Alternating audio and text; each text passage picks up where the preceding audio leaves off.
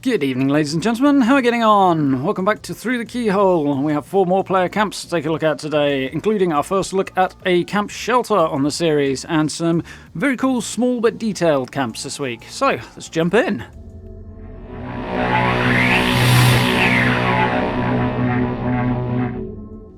Okay, before we get stuck in, the usual orders of business. As per, these are not my camps we're going to be having a look at, apart from this one here. These are player camps I found via the player vending system, and I thought were really cool and worth showing off. And if you guys would like to appear in a future episode of the series, you can send your camps in. All the details are over on the channel's community page, and you can send them in and hopefully appear in a future episode. So, let's jump into camp number 1. Okay, so camp number 1 is a lovely little homely spot I found on Somersville Lake, and I really like this place, really like the homely kind of cozy feel to it.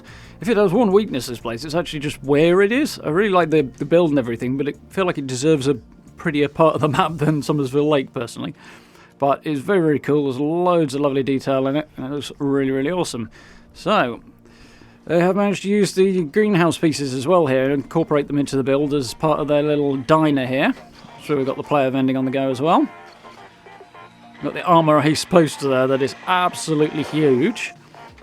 The first one was big enough, but that's just crazy. A nice little veranda out here. Making good use of the water supply down there as well. A few bits and pieces on the veranda at the back. But when we head inside, the place really comes alive.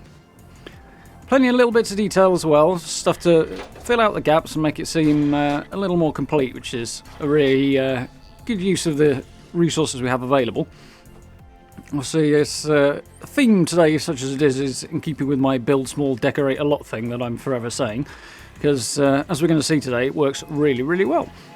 In this case, we've got really, really nice bits of detail, plenty of bits of furniture, display cases with a few nice bits and pieces on, a few bits of wall decor. Not the biggest fan of that Wendigo Colossus rug, personally, to each their own, of course, but I just like the way it sticks up when you're moving around. Just me, but there we go. So, nice little crafting space, the workshop on the side here. Got everything squeezed in, plenty of detail on it, nice little bit of stuff on the walls. Using the Brotherhood of Steel wallpaper there, that goes really well with the crafting space. And same with the flooring as well, the metal floor suits the workshop quite well as well, which is very cool. Let's stick our heads out the back and have a little look on the back veranda again. Another drawback to this location is the super mutants that spawn just over by the ruin across the way there. Can be a bit of a problem with the camp getting shot at. We did our civic duty and shot a few of them before shooting this particular bit of footage. Really like that little area under the stairs as well, the little living room. Upstairs we have a nice little bedroom. Bed tucked in the corner, lots of little bits of detail around, which is cool. I like the picture on the wall there, that's really, really nice. I'm going to keep my eyes open for that one. Some interesting stuff in the display case there. Can't imagine it was much fun acquiring that. At least not in my head canon anyway. Managed to squeeze a little bathroom in there, which is nice as well, using the Slocum's Joe stuff there to decorate it, which works quite well for a bathroom as well. Little view out over the front door there. And we open up the fireplace, find a nice little glass dome on the top, which is, given my recent build, I think may have had something to do with my choice here. We've got a nice little area for growing crops in here. A few extra bits and pieces around to decorate it as well. Does the job nicely. A brewing station in there as well. So yeah, got some nice little angles on the roof as well here, which is cool. Just making the shape just a bit more interesting to look at as well, which I really like. Lots of little bits of detail that sort of catch your eye as you move around. A couple of accent walls, the use of the different brick wallpaper textures as well. It's really cool. Even the steins ordered in height order there, which is nice. There we go, another little look at the lounging area, sitting room area underneath the stairs here. Very nice. I like the little sideboard there behind the sofa as well. It's not something I thought of doing, but good little effect that. I like it a lot. So, all in all, everything you could possibly want. Really nicely done. Lots of interesting shapes, lots of details and decoration. Very, very cool. Great start here. And awesomely, the trees didn't drag the frame rate down either, which is always a bonus. Very nice spot. So, camp number 2 is over in the forest. It's not too far from Point Pleasant, the little lake here. And I've seen a few people building here over the last couple of years. It's a cool location. Got a nice little staircase here and the jetty down there, which is cool. Another very, very small build here, but it's all in the details here that's really bringing it to life. I'd imagine working around those workbenches is a bit of a tight squeeze, but as long as they work, that's the main thing. There's just about enough room. Little pot of plants on every single step, which looks good as well. The lights and loads of little details hanging down, bits and pieces on all the tables and everything. Looks really, really good. Really, really complete, which I really like. I like the use of the white picket fence along the edge of the cliff here as well, stop you falling off, which is cool. It looks like it was almost put in place by Bethesda and belongs, which is really, really nice as well. Good bit of work there. Into a little warehouse piece-based vending space here. A little shed, I suppose. Everything you need. Got the signs out there so you know what you're looking for. A little bit of wallpaper, nice bit of flooring on there as well. Make it look a little bit more complete and put the effort into the player vending area, which is nice as well. A little bit of fencing off there just to keep the denizens of the wasteland away, which is always good. I really like this porch. It's the details are absolutely brilliant on this. It looks really, really nice. And even with the red brick, looks good as well. And there we go, we come inside. Unsurprisingly, the detail continues inside, which is brilliant. Really love the attention to detail here. A little light switch by the door. Got plenty of stuff squeezed in around the piano, making it look like it doesn't just stick out, which that can do sometimes because of the size of the thing. Separated out the floor textures for the kitchen as well. Very, very nice. Same with the brick, the white brick there on the wall as well. Looks good.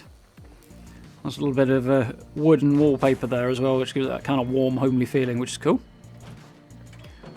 Dining area is very, very neat. Good collection of fashion masks on the Thanksgiving dresser there in the display case. Tiny little bedroom. It's only 1 by 1 this spot, but it managed to cram a lot of detail in here, which is really impressive. Making good use of the fact that that bed is absolutely minuscule. Even managed to get a sleeping bag on the floor, which is cool. There we are, a little lamp tucked on the plant there. Loads of tiny little bits of detail over the top of the generator there. Even got a light switch that actually works to control everything. I went and tested it, as we can see. Which is really cool. I can find the switch without the held on. And here we go. I like that they've got a light switch right by the entrance. That's just a fantastic little piece of attention to detail there that a lot of people don't do, which is really cool. Mixture of fashion act decorations and hanging cage lights from the daily ops there and all sorts. Absolutely love that. Really, really brings a small, simple build to life with tons of detail. Absolutely fantastic.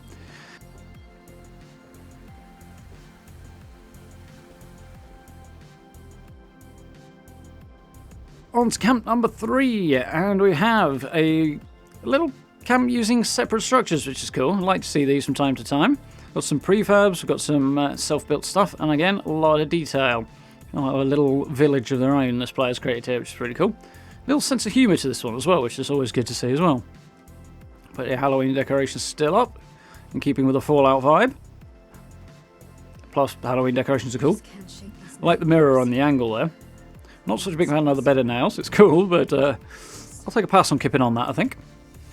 Little jail cell with the electric chair is a bit odd, but definitely got that creepy vibe going on for Halloween, albeit a few weeks late. Nice little kitchen area. They've got the sink there from the chemistry station and the cooking station as well, working well together. I have absolutely no idea what's going on here beyond the kind of space vibe. I like the little glass roof they put in over the top though. Very odd, but very cool nonetheless. All in all, tons of character. Nice to see those little jailhouse walls being used as well, which is cool. We need to make some use of those. I had a little idea for that today, actually, which is cool. Looking forward to trying that out. We'll head on into the rest of their village. So, using the red rocket station here, tucked right up against the foundations there. They've actually managed to clip it in, which is quite good going. Just to create that nice little crafting space. Good use of the space. It suits it very, very well, that. Lots of detail. The heavy weapon stands there as well. I like that the little chicken coop here is just tucked in that tiny little gap. Just a bit of dead space there, so that fits in perfectly. Let's use it. I like it. It's good use of the space. The generator tucked in the CD shed there, with plenty of detail on the front of it. But it's locked up, but there's no need to go in there. And here we have the player vending inside another warehouse type shed, which is cool. Again, lots of little details around, plants and signs and lights and all sorts of stuff everywhere. Normally not the biggest fan of having a half wall sticking out into the middle of a build, but there's so much decoration around this one, it just kind of adds a background to what you see from the front, which is really, really nice. It actually works very well. Very nice job done on that. A little chill out area by the Collectron station here. Not sure why there's a side door to the shop there, but either way, just break up the texture, so that's always a good thing. We'll squeeze past the Collectron here. Another vast amount down here, just access to the water purifiers, as we're right by the river. We'll skate over the slight bit of floating going on there. On this side, though, they've managed to hide it with the concrete barricade there, which is cool. So, wouldn't like to send that all the way around, but all in all, I think we'll forgive that a tiny little bit of struggle with Fallout's mechanics, and put this one down as a damn good camp. I like this one a lot. I've been saying many times that I mean to do something along these lines with lots of separate structures at some point, and this just gives me even more inspiration to do it, so that's really, really cool. So many little bits of interest and detail and things to catch the eye that I really, really like in this. Again, it's kind of the theme of the day, that one. Slight pity that bit of ground couldn't disappear when they put the foundations through it, but we can't have everything. Fallout's mechanics being what they are once again. All in all, a very, very cool little camp.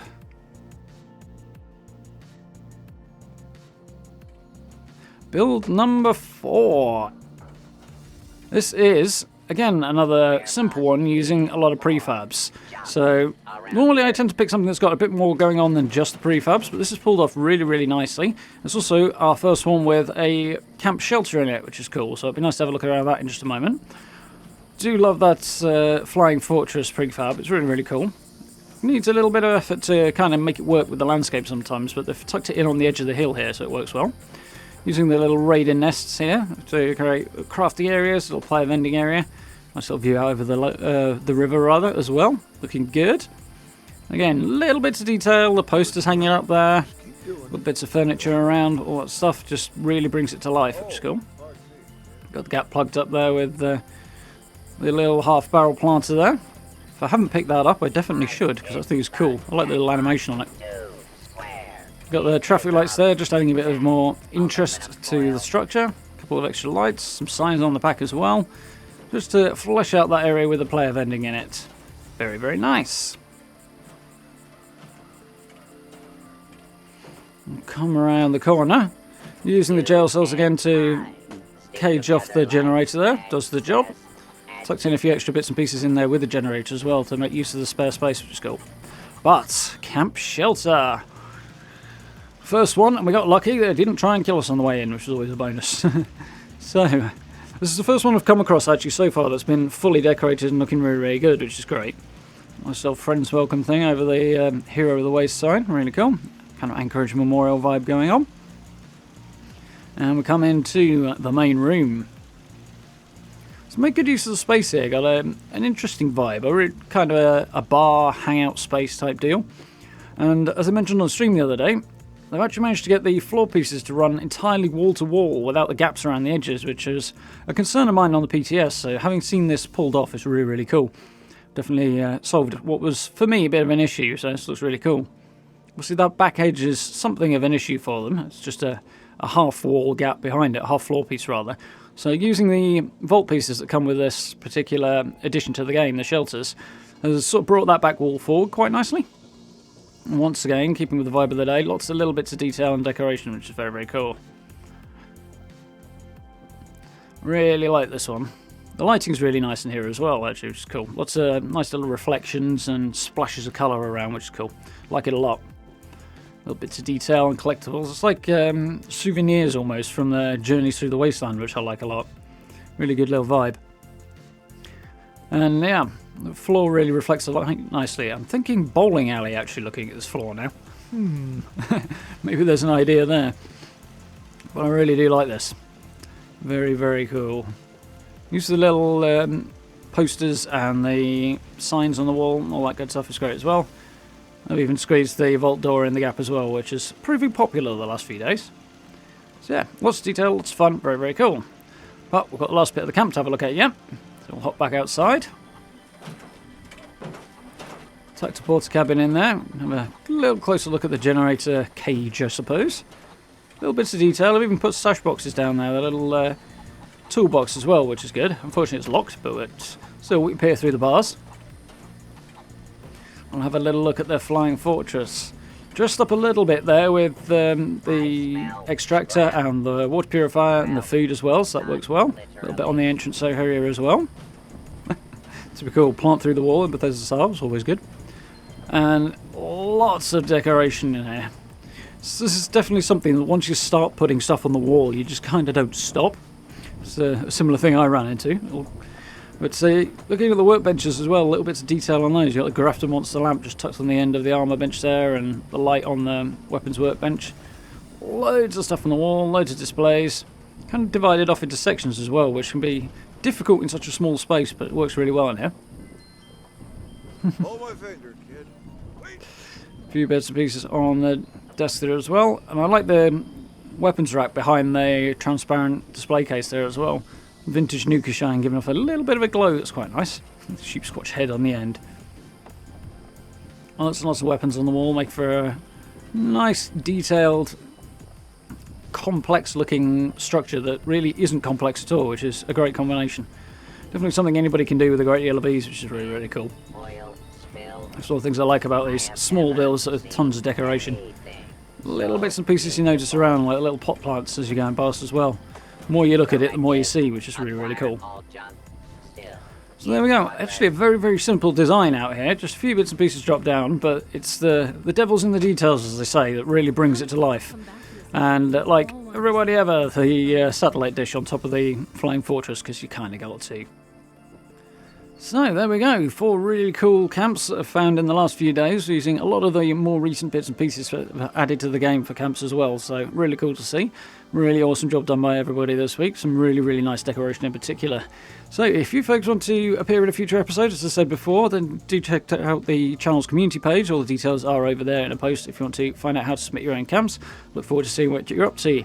But for now, I will say thank you very much for watching. If you would like to support the channel, then the social media links are down in the description, along with the recently updated merch store, if you're interested in that sort of thing, and channel memberships on the blue join button as well, which is hugely helpful and hugely appreciated.